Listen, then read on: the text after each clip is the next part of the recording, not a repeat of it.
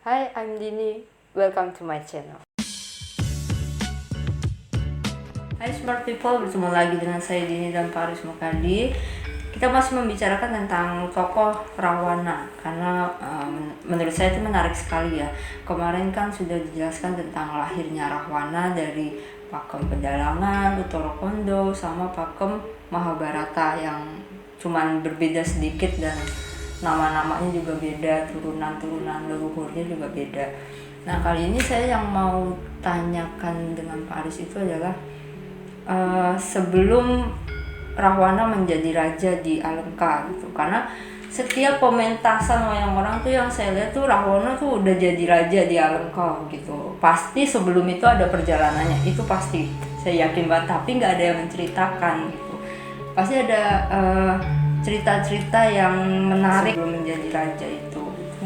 Mungkin banyak yang belum tahu juga cerita di situ, atau mungkin banyak yang kurang menarik, jadi tidak dipentaskan juga di situ karena orang mikirnya Rahwana dengan Rama Wijaya itu yang paling menarik, nggak ada cerita sebelumnya gitu. Itu gimana Pak perjalanan ceritanya? Ya, semua pakemnya itu pasti sudah diuraikan, cuman jarang dipentaskan di dalam pementasan wayang orang maupun wayang kulit. Nah, terus yang kedua kali yang belum nonton pementasan itu, apalagi anak-anak sekarang, orang-orang sekarang yang tidak begitu mengikuti tentang pakemnya, tentang nonton wayangnya saja jarang-jarang gitu. Itu ya perlu diuraikan aja. Memang ada sih ceritanya, kelanjutannya. Setelah dia lahir itu. Ya, setelah lahir itu. Jadi kalau kemarin kan dilahirkan oleh Dewi Sukaisi. Sekarang kita urutkan aja ya riwayatnya. Kita awali dari pertapaan Giri Prowo, tempat tinggal atau padepokan Resi Wisrawa. Ya, Wisrawa kita sampaikan dulu. Wisrawa di sini kan tetap itu adalah putra Resi Padma, turunan ketujuh dari Dewa Sambu. Itu mempunyai istrinya kan Dewi Marudati, putri dari Resi Bharatwaja. Nah, terus si Wisrawa ini kan terus diserahi putri dari Alengka, putri dari Prabu Sumarirojo yang bernama Dewi Kaikasi, untuk dijadikan istrinya. Nah, kemudian antara Kaikasi dengan Wisrawa ini mempunyai putra si Rahwana, Kumbakarna, Sarpakenaka dan Wibisana kan. Nah, kemarin sudah dikatakan itu sudah selesai. Sekarang kita babak yang sekarang ini kita bicarakan di pertapaan Giri Prowo. Resi Wisrawa bersama istrinya Dewi Kaikasi kemudian dihadap oleh Prabu Wisrawana atau Danaraja yang sudah duduk bertakhta di kerajaan Alengka yang tadinya kosong. Di sini Rahwana, Kumbakarna dan Wibisana, Sarpakenaka itu juga menghadap bapaknya karena bapaknya enggak cepat berbicara karena merasa puas hatinya melihat si Rahwana itu sudah menginjak dewasa. Dengan wujud setengah raksasa, jadi berwujud kesatria yang perkasa begitu, ya masih ingat, wah merasa bangga dan senang anaknya bisa berwujud begitu. Kalau melihat atau mengenang lahirnya dulu, awal lahirnya saja itu sudah ada gejala gonjang ganjing jagat mulai berkumpul di situ. Si Rahwana dan adik-adiknya juga sudah berkumpul menghadap ayahnya.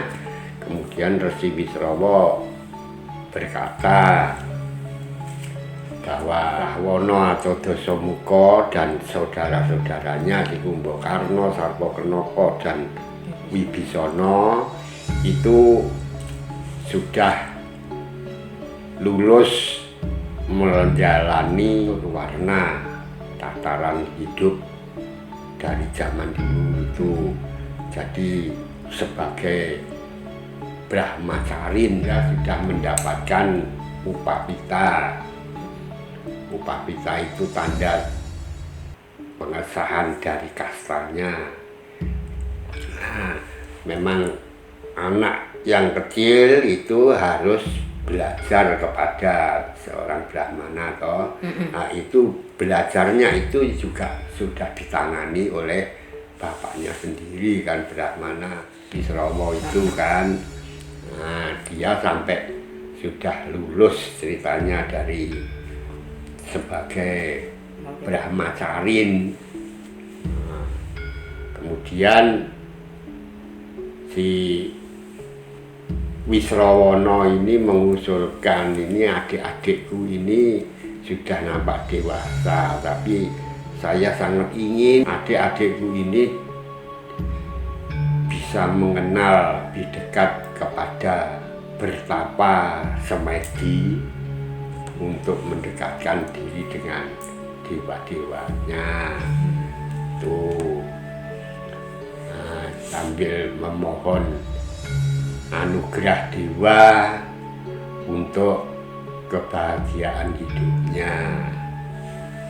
Kemudian Wisrawa menyetujui usulan si Wisrawana, terus bilang sama anak-anaknya si Rahwana, Kumbakarna, Sarpakenaka, Wibisana, kalian semua sudah dewasa, sudah mendapatkan upapita, tanda-tanda kasta kalian adalah kesatria. Nah, kemudian sekarang kamu harus menempuh graha, maksudnya itu hidup di luar perguruan itu untuk membangun kehidupannya, misalnya berumah tangga atau menjalankan dharmanya sebagai ksatria dan menjalankan semua apa yang harus dilakukan dalam kehidupan bersama dengan orang lain. Tuh, kamu sekarang harus bertapa. Saya lihat ini ada tempat yang sekiranya baik sekali untuk kalian anak-anakku bertapa, itu di puncak Gunung Gohkarno. Setelah diperintah begitu, Dasamuka dengan senang hati menyanggupi. Kumbakarna juga sanggup, semuanya sanggup. Kemudian mereka berangkat ke puncak Gunung Gohkarno. Nah, dia sampai di Gunung Gohkarno itu mulai bertapa, dan bertapa itu sampai bertahun-tahun bertapa itu hanya si Rahwana atau Dasamuka ini yang aneh caranya bertapa. Dia pakai ekapada.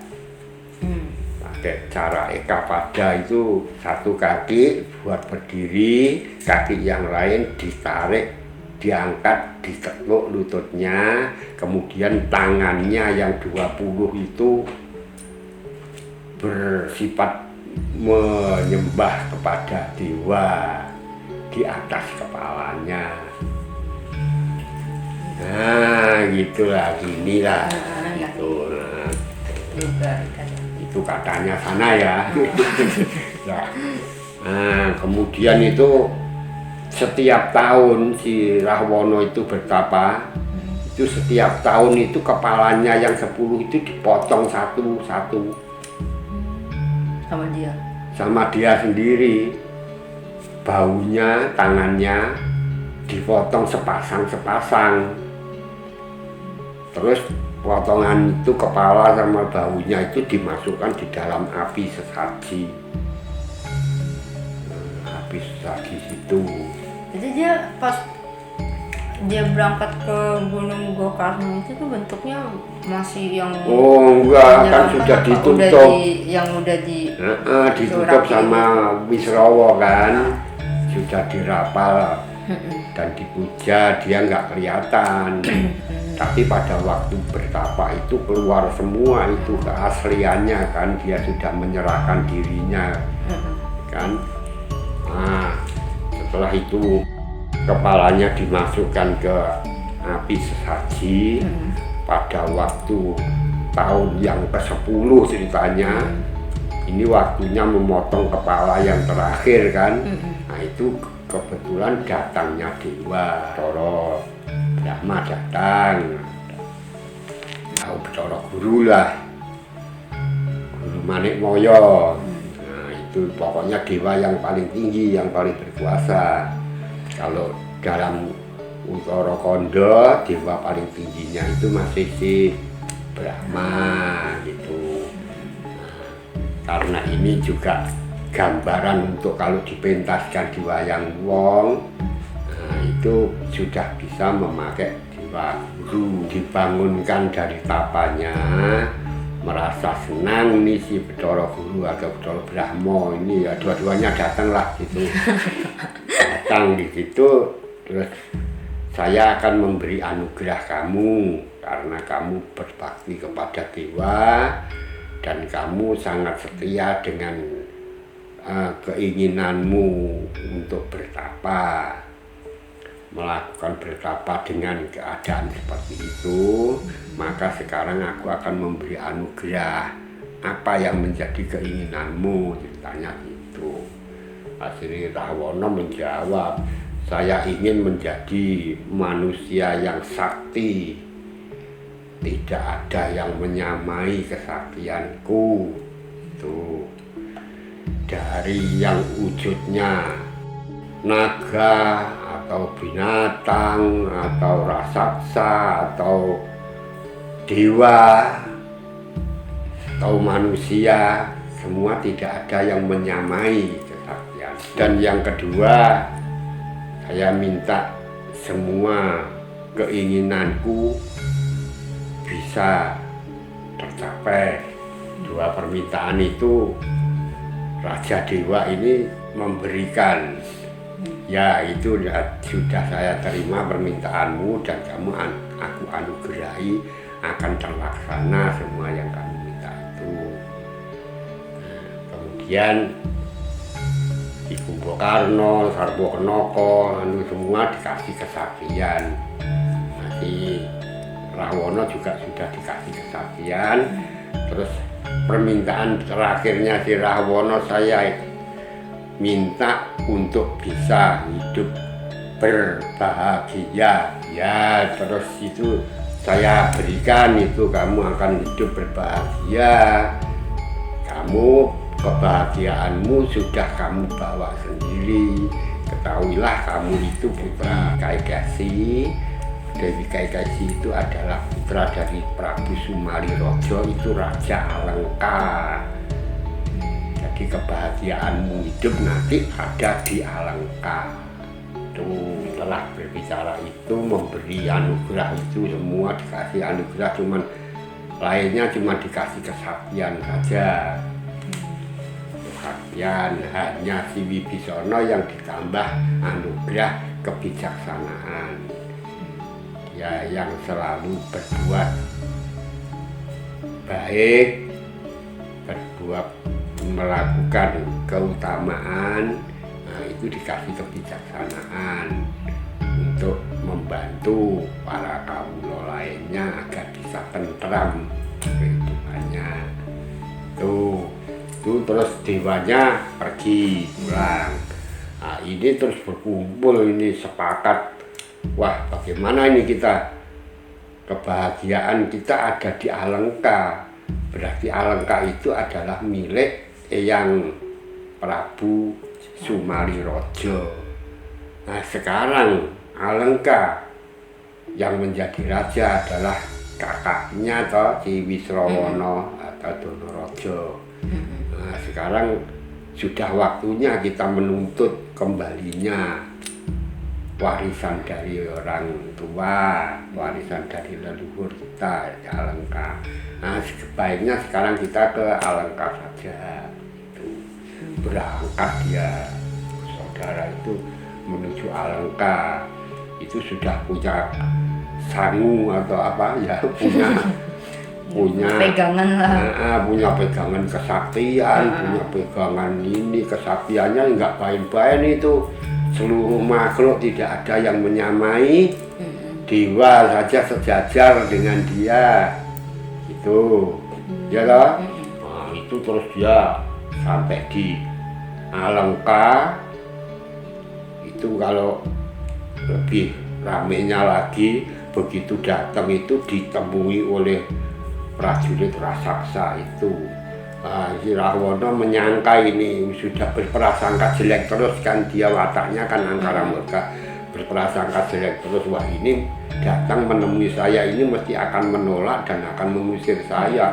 Diterjang dulu prajurit yang mau duduk menyembah itu diterjang. Ya ditiup sama si Kumbakarna apa gitu, digetak gitu kan. Tuh mental semua. Akhirnya keluar si Donorojo bersama dengan Resi Wisrawa. Kenapa kamu berbuat begitu? Ini pasti kamu suruh untuk menghalangiku. Netting. Nah gitu. Ketahuilah ini aku suruh untuk menjemputmu, sebab sebelum kamu datang itu hatiku sudah terasa. Itu. Nah, terus dikumpulkan di situ sama Wisrawa, antara Rahwana dengan adik-adiknya, terus dengan kakaknya yang lain ibu, si Wisrawana. Nah, ini jelasnya Rahwana mengatakan saya menuntut hak warisan saya. Alengka ini adalah milik eyangku. Nah, saya yang harus mewarisi untuk duduk di singgasana Alengka. Nah, tapi di sini masih ada si Kakang Wisrawana atau Donorojo. Sini si Wisrawana tanya sama bapaknya sebaiknya bagaimana ini agar tidak menimbulkan perkelahian atau permusuhan. Nah, Wisrawa memberi keputusan sekarang begini, karena negara Alengka ini dulu kosong tinggalkan oleh rajanya, Raja Malayawan dengan Raja Mali yang mati karena berperang dengan Wisnu, dan Sumarirojo tidak berani menampakkan diri di keraton Alengka. Dia sampai bersembunyi. Nah, kekosongan keraton ini sangat disayangkan karena keraton yang dibangun Wiswakarma ini keindahannya hampir seperti keindahan keraton atau istana Dewa Indra. Nah, ini daripada dikosongkan, si Wisrawana tak taruh di sini untuk menjaganya dengan melaksanakan kewajibannya dari dewa untuk menjadi Donopolo, menjaga harta kekayaan, berpusat di Alengka ini. Nah, sekarang sudah waktunya sebaiknya Wisrawana meninggalkan kerajaan Alengka, dan saya rasa lebih baik kalau Wisrawana itu membangun istana atau membangun negara di wilayah Gunung Suci Kailasa. Di situ dijadikan hunian para dewa, para suci. Tuh. Nah, ya sanggup si Wisrawana. Wisrawana sanggup. Kemudian kalau Wisrawana sudah meninggalkan Alengka, takhta kerajaan Alengka sudah kosong kembali. Nah, ini sudah waktunya si Rahwana, si Dasamuka ini dijadikan raja di Alengka, menggantikan kakeknya Prabu Sumaryojo. Tuh, dinobatkan di situ si Rahwana. Alengka sudah ditata oleh Rahwana dan saudara-saudaranya. Ya di situ nanti ada bupatihnya yang diangkat Prasto, pamannya. Terus panglima perangnya itu adalah si Kumbakarna. Kemudian Puruhita atau penasehatnya itu si Wibisana. Itu Sarpakenaka itu seorang wanita, jadi ya ikut berbahagia hidup sebagai adik raja yang harus ikut menjaga kewibawaan kakaknya, ikut menjaga ketenteraman negaranya gitu. Nah, setelah beberapa lama dia menjadi raja, si Dasamuka itu kemudian dia berusaha untuk meluaskan wilayahnya dan memperbanyak raja-raja taklukan. Nah, dia pergi menaklukkan negara yang mau takluk sebelum diperangi juga diterima, kalau yang nggak mau takluk ya diperangi. Pada suatu ketika dia ingin melihat wilayah Alengka dan wilayah negara mana yang belum ditaklukkan. Dia seorang diri berangkat terbang untuk jajah negara itu. Berangkat dia ke sana, terus dia melihat di atas wilayah Sunyo Pringgo itu kok ada cahaya menyilaukan begitu ya. Nah, dia datangin ke sana, sampai di atas cahaya itu dia jatuh si Rahwana dari terbangnya. Jatuh karena dia melewati atas kepala si Subali. Subali si kesatria berwujud kera, yang aslinya dari papaan Gunung Tunon. Nah, kalau pakai layang Torokondo nama pertambahannya Grasina. Itu di situ Subali turun dari bertapanya, dia bertapanya ngalong. Jadi seperti sifat kalong yang kelelawar itu, tidurnya kepalanya di bawah, kakinya di atas begitu toh. Nah, itu terus tuh perkelahian sampai Rahwana itu terlempar ke sana kemari lagi, menyerang lagi. Subali balik juga mati hidup lagi dengan dikasih wejangan kebaikan gitu ya diterima, terus ya masuk kuping kanan keluar kuping kiri. Coba dewa yang sudah membunuh leluhurku, aku ingin mengalahkan dewa-dewa. Aku juga ingin berkuasa seperti dewa-dewa.